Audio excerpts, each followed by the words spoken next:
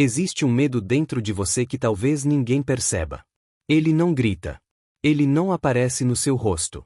Mas controla decisões silenciosas da sua vida todos os dias. Você pode estar vivendo muito abaixo daquilo que nasceu para ser apenas porque alguma coisa dentro da sua alma aprendeu a ter medo. Medo de perder. Medo de mudar. Medo de ficar sozinho. Medo de não ser amado. Medo do futuro. Medo da própria vida. E o mais assustador é que muitas pessoas passam anos acreditando que isso é normal. Mas não é. Existe um momento em que o espírito começa a adoecer por dentro porque percebe que está sobrevivendo sem coragem de viver de verdade. Chico Xavier dizia que o medo pode paralisar até os talentos que Deus colocou dentro da alma. E talvez seja exatamente isso que esteja acontecendo com você agora. Talvez exista um chamado dentro do seu coração que você está ignorando há muito tempo. Talvez você esteja fingindo força enquanto por dentro sente um vazio impossível de explicar. Porque toda alma sabe quando está se afastando do próprio destino. E hoje você vai entender por que o medo espiritual é uma das prisões mais perigosas que existem. A verdade é que hoje nós vamos falar um pouco sobre um sentimento que eu acredito que atinja quase todos nós. O medo. E vencer o medo que nós trazemos de outras vidas, ou que cultivamos nessa, é um dos nossos maiores desafios. Por isso, Jesus, na parábola dos talentos, convida-nos a meditar quando um dos servidores confessa ao Cristo: e tendo medo, eu escondi na terra o teu talento. Talvez seja a frase que mais nos faça identificar, porque com certeza o medo fez com que o talento que Deus nos concedeu a cada existência estivesse paralisado em nossa alma, e hoje nós estamos mais uma vez aqui no corpo de carne lutando contra essa dificuldade.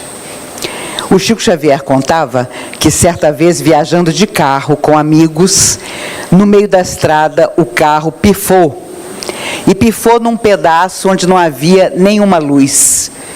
Já deve ter acontecido com vocês também.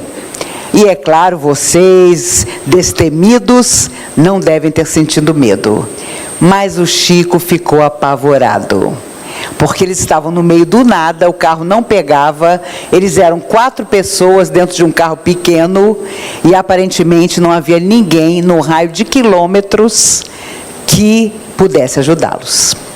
De repente eles escutaram um barulho sutil, e uma luz pareceu vir de cima.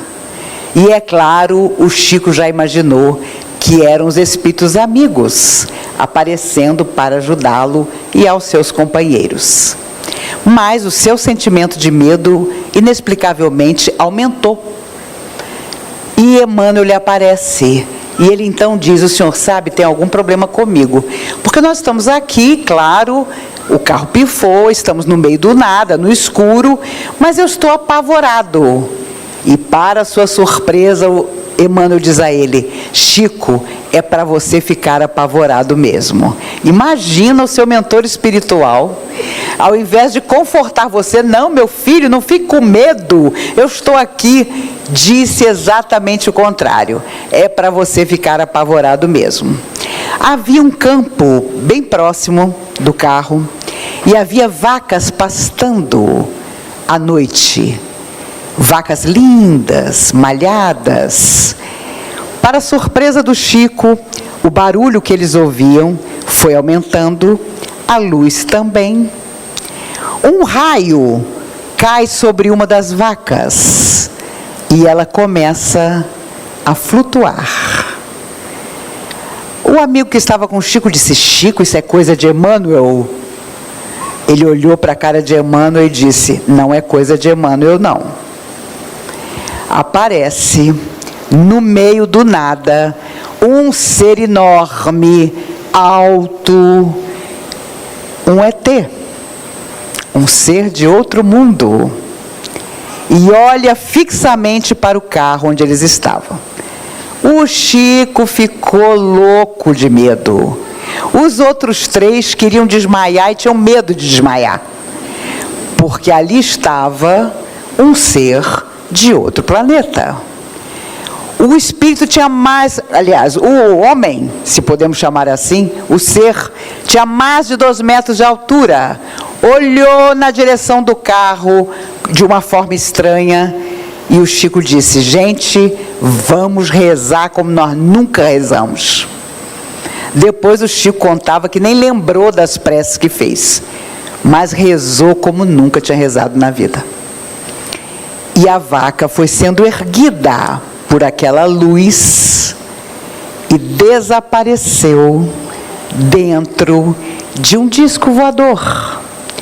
O ser de outro mundo olha pela última vez para o carro e desaparece também. Emmanuel aparece e diz: liguem o carro, agora tudo vai funcionar. Foi preciso muita ajuda do mundo espiritual para que vocês não fossem levados também. E o Chico contava que o tal ser olhava para ele o tempo inteiro como se estivesse dentro do carro com ele. Eu, sinceramente, acredito que o ser, ao perceber que Chico Xavier era um humano diferenciado, recuou no desejo de levar os 4 que estavam dentro do carro. Mas o Chico viveu essa experiência totalmente amedrontadora, nunca se esqueceu dela. E quando as pessoas debochavam sobre se existiriam ou não seres de outro planeta, ele sempre se lembrava desse episódio. E Emmanuel disse a ele: vocês correram um risco muito grande, porque eles realmente pegam animais durante a noite para pesquisa. Há um acordo entre os governantes do planeta Terra e os seres de outros mundos para que isso seja feito. Entretanto, existem seres de outro mundo bons e existem os maus também. E é claro, o Chico percebeu que aquele ser que eles haviam visto não era do lado dos bons. Por isso o próprio Emmanuel disse a ele: reze como você nunca rezou na sua vida. Vocês estão realmente em perigo. E ele venceu também o medo, o mesmo Chico Xavier, quando sua mãe hospitalizada não voltava para casa. Cai um temporal absurdo em Pedro Leopoldo, ele vai se esconder embaixo da mesa da cozinha, porque tinha medo dos trovões, e a sua mãe, para sua surpresa, aparece embaixo da mesa. Meu filho, eu vim do hospital para te dizer que não é para você ter medo dos trovões, porque os trovões são só o barulho da chuva. E ele tinha 5 anos, chorou ao ver a mãe. Mãe, você saiu do hospital, você voltou para casa? E ela tristemente disse: meu filho, eu estou sendo transferida para outro hospital, mas assim que eu puder, eu volto para estar com você. Ela desaparece debaixo da mesa da cozinha e meia hora depois chega a notícia de que ela tinha morrido. Mas, já desencarnada, sabedora de que ela estava sendo levada pelos espíritos a um hospital do mundo espiritual, ela não se esqueceu de aparecer debaixo da mesa da cozinha para que o Chico vencesse o medo dos trovões que ele tinha. Uma mãe jamais se afastaria de um filho amedrontado.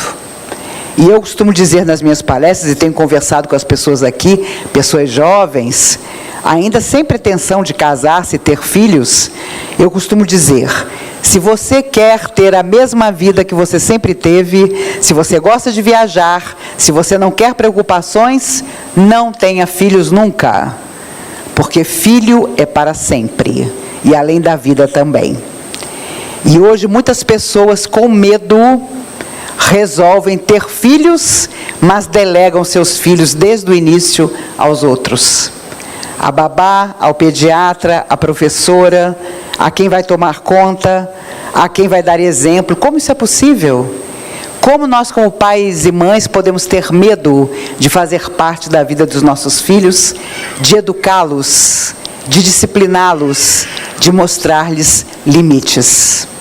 É enorme o número de pais, eu não sei aqui, mas em Brasília, que ao serem chamados às escolas, porque seus filhos estão inadaptados ao aprendizado, mal-humorados, dizem: eu pago a escola para não ter aborrecimentos. Eu não quero ser chamado.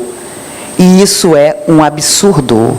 Nós queremos que a vida melhore, mas não queremos modificar a vida.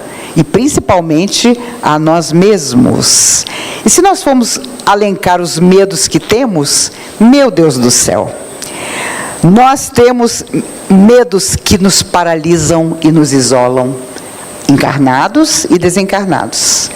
Nós temos medos que, ao contrário, lançam o homem às grandes descobertas, porque aquilo que é desconhecido o amedronta, mas ele vai em busca do que ele não sabe para aprender. Eu lembrava ontem que John Kennedy, presidente americano, disse em 1961, até o final dessa década, nós chegaremos à Lua, não porque é fácil, mas porque é difícil. Não porque está tudo programado, mas porque é desafiador. Ele é assassinado em 63, o homem chega à Lua em 69. E quem pode duvidar que ele não estava lá, em espírito? Porque era um homem que não tinha medo de saber que a ciência precisava ir a outros mundos para que o homem ficasse mais humilde ao pensar que talvez ele não fosse o único ser do universo. Os nossos medos que às vezes nos acovardam e nós nos omitimos. Ah, isso não é comigo. Ah, eu não me meto nisso. Ah, isso é problema de fulano. Ah, isso vai dar muito trabalho para resolver. Ah, eu estou tão confortável aqui no meu medinho, no meu canto. Para que eu vou inventar? Para que eu vou enfrentar? E com isso a nossa vida vai ficando cada vez mais pobre. Na verdade, nós encontramos muitos homens que romperam barreiras e as trajetórias deles são maravilhosas. Invejamos os grandes cientistas, os grandes descobridores, aqueles que comprometeram a própria saúde sem medo de descobrirem grandes coisas. Os espíritos contam que Harvey, que descobriu o processo da circulação sanguínea, tinha pesadelos, mas o pesadelo que ele tinha era o medo de não comprovar a circulação do sangue, de não comprovar todo o processo que ele tinha vindo à Terra para descobrir. Miguel de Cervantes, apavorado, preso pela Inquisição, sabia que o final da sua vida se aproximava, mas aparentemente louco, escreve uma obra-prima, Dom Quixote de La Mancha, para nos falar dos medos daqueles que querem impor regras à nossa existência.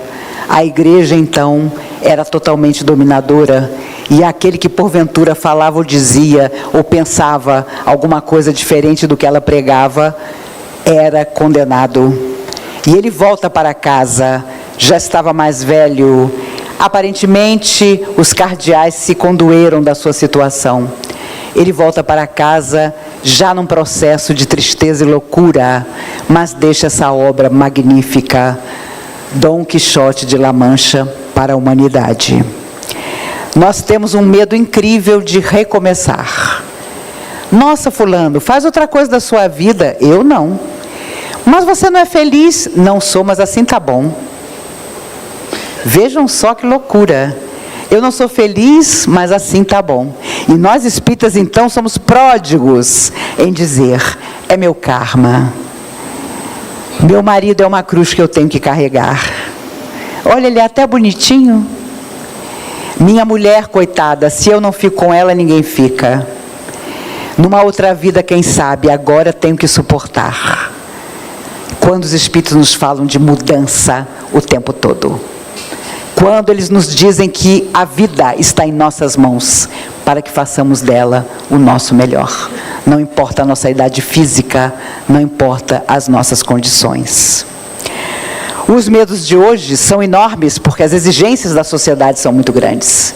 Beleza, que você seja belo, que você tenha dinheiro, que você seja bem-sucedido, que você seja amado. E o medo de não ser amado? Meu Deus do céu!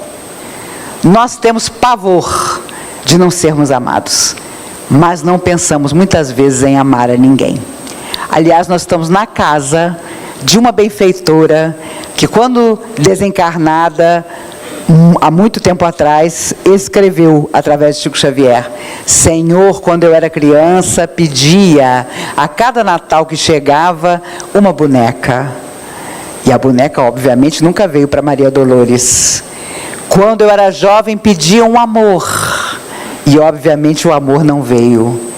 Mas no final do poema ela diz: hoje, alma livre no além, eu te peço, Senhor, nunca me deis aquilo que eu mais queira. Dá-me o dom de compreender. É preciso ter muita coragem para pedir isso. Nunca me deis aquilo que eu mais queira, porque nós queremos que a lista das nossas exigências sejam compreendidas e aceitas pelas forças do bem. E, enfim, sejamos felizes.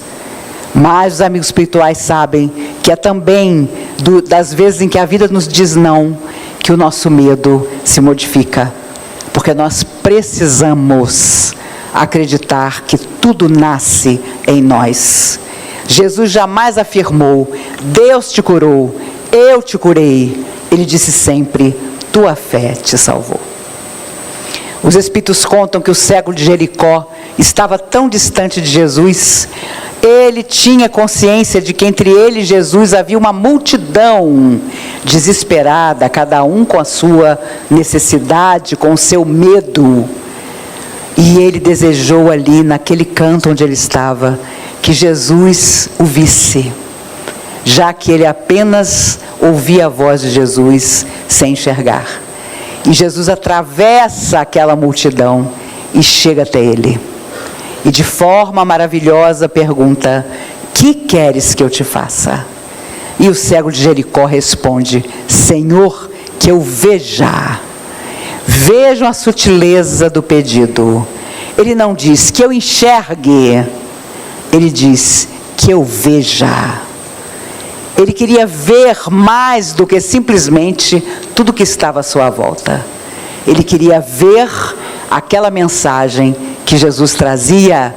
E Jesus diz: pois eu quero. Imagine o que era você estar à frente de Jesus, apavorado, tristonho, solitário, e o seu querer comunicar-se com o querer da alma mais perfeita que já viveu na terra. As curas realmente aconteciam. O que chamamos de milagre, na verdade, era a interação desse ser magnífico com o real desejo daquele que ia procurar por ele. E é claro que as pessoas não se aproximavam de Jesus muitas vezes por medo. Quem era aquele homem? Quem era aquele ser que tinha vindo falar de uma esperança que ninguém conhecia?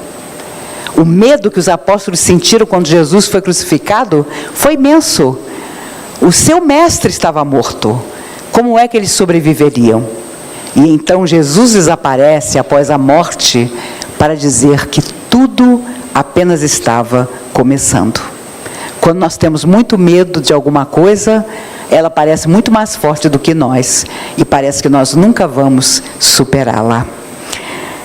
Perguntavam ao Chico: você tem medo de morrer, Chico? Ele disse: de jeito nenhum, eu tenho medo do processo. E o seu processo foi de uma alma iluminada, adormeceu para não mais voltar ao corpo. Os espíritos contam que ao sair do corpo físico, Chico Xavier ajoelhou-se no chão do quarto, já fora da matéria. E os mentores perguntaram a ele: mas o que você está fazendo, meu filho, ajoelhado? Eu estou agradecendo pela alegria do corpo que durante 92 anos eu tive na terra. E vocês sabem que corpo foi. Parecia aquela casa de buraquinhos. Tapava um, aparecia outro. Mas ele seguiu. E contra todas as diretrizes médicas ou científicas, o seu corpo viveu 92 anos. Os espíritos contam que apareceu uma escada luminosa da janela do seu quarto até o infinito. Em cada degrau havia um apóstolo de Jesus, inclusive Paulo de Tarso. E Chico, amedrontado, ao ver aquela cena maravilhosa, foi subindo, já fora da matéria, aquela escada. E é claro, ao final da escada, o próprio Jesus o aguardava. Por isso, Divaldo Franco, tribuno espírita, quando 2 dias depois da morte do Chico, perguntou a Joana, sua mentora, quem veio buscar o Chico? Ela deu um sorriso e disse, o próprio Cristo veio buscá-lo. Porque as almas nobres que tudo superam, quando saem do corpo, são recebidas por Ele. Eu tenho certeza que todos nós temos o desejo de que isso aconteça conosco. Mas a vida que o Chico teve, nenhum de nós quer. Uma vida de superação diária, de tudo que se pode imaginar que um ser humano possa sofrer, em termos de preconceito, de humilhação, de solidão. Mas, é claro, a recompensa o aguardava. A nossa recompensa, ao vencer o nosso medo, é simplesmente encontrar a nossa própria consciência do outro lado da vida, em paz. Parece uma coisa pequena, uma bobagem, mas é a grande tarefa que nós devemos ter. Mês passado desencarnou o músico Marcelo Iuca. Ele fez parte do grupo Rapa. 18 anos antes da sua morte física, para ajudar uma senhora que estava sendo assaltada, seu carro foi metralhado, ele foi metralhado e ficou paraplégico nos últimos 18 anos de vida. Mas nunca deixou que a tristeza e o medo o paralisassem.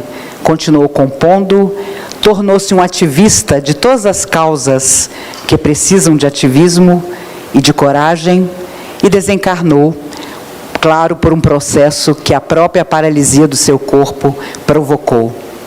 Mas ele nos deixou uma das suas músicas mais famosas, em que diz: paz sem voz não é paz, é medo. Nós não queremos muitas vezes problema e nos omitimos em todas as situações da vida. Não podemos e devemos fazê-lo. Nós espíritas somos mestres em fazer isso. E só esses pequenininhos é que vão fazer alguma coisa do futuro. Porque as nossas gerações já estão bem comprometidas com aquilo que nós não conseguimos fazer. Os tiranos que ainda existem em alguns países sobrevivem do medo.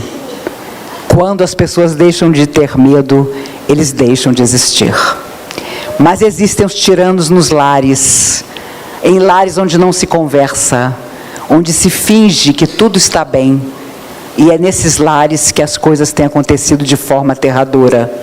É nesses lares que estão os jovens que atentam contra a própria vida e muitas vezes conseguem. No Espiritismo eu descobri que a minha família é um karma que eu tenho que carregar. Engano nosso. Nós podemos e devemos modificar as nossas relações familiares. Precisamos que aqueles que vierem depois de nós sejam mais felizes do que nós, não é mesmo? Eu vou convidar você para dividir a palestra comigo. Eu acho que você já está preparado. Muito obrigada. Vou guardar com todo carinho e amor. Obrigada. Você é muito lindo. Gente, isso aqui é extraordinário. Ele não quer nem saber. Ele quer participar. As gerações de hoje, graças a Deus, são assim. O medo é tão paralisante que às vezes faz que aconteçam coisas que não deveriam nos acontecer. Os espíritos contavam a Chico Xavier a história de um homem que foi dormir no sofá da sala e de repente ele olhou para as próprias mãos e as mãos estavam roxas. Ele ficou tão desesperado que foi até a biblioteca da casa procurar num livro o que significavam mãos roxas. E lá, abrindo ao acaso, apavorado, ele leu: mãos roxas, você está com elas? Você as tem? Seus minutos de vida estão contados. Meu Deus! Ele correu para a sala, deitou no sofá de novo. Estava sozinho em casa. O coração foi parando, parou. Ele saiu do corpo, recebido com surpresa pelos seus mentores. Meu filho, você voltou 40 anos antes. O que você fez? Eu é que pergunto. Olhem lá no meu corpo físico, minhas mãos completamente roxas. E vocês perguntam por que eu vim? Eu devia estar completamente doente do coração. Por isso meu coração parou. O mentor tristemente disse: "Oh, meu filho, o medo é que fez você desencarnar. Você se esquece de que você havia, na cozinha, para ajudar sua esposa, cortado quilos de beterraba, e você não lavou a mão depois das beterrabas? Suas mãos ficaram roxas, seu coração parou de medo. Você chegou 40 anos antes. Não era para você ter desencarnado." E quando a pessoa chegava perto do Chico dizendo que tinha medo de morrer, o Chico contava essa história. Porque ele dizia que às vezes, através do medo, nós trazemos para junto de nós coisas que não deveriam estar conosco, que não deveriam ser sentimentos nossos. E é claro, o Chico adorava a história dos 2 sapinhos.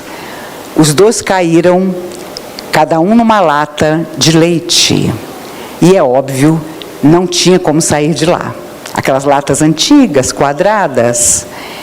E claro, um deles, o mais religioso, olhou em volta e disse: "Meu Deus, chegou a minha hora. Chegou a minha hora, me receba, meu Deus. Me recebam, almas amigas." Fez assim no nariz, mergulhou no leite para morrer mais rápido.